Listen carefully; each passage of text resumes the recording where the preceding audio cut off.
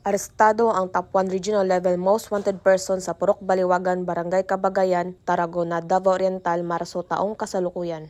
Kinilala ni Police Major Al Anthony Gumban, Station Commander ng Mati City Police Station, ang suspect na si alias Donato, 47 anyos, karpentero at residente sa nasabing lugar.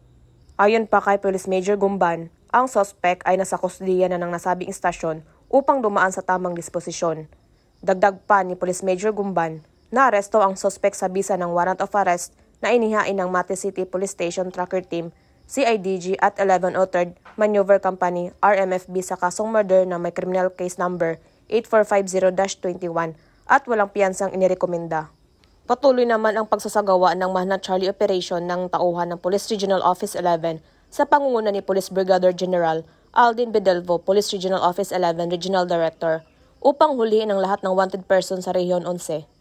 Mula dito sa Regional Office 11, ako ang inyong PNN correspondent, Patrolwoman Aldin Cañazares, alagad ng batas, taga-taguyod ng Balitang Pulis.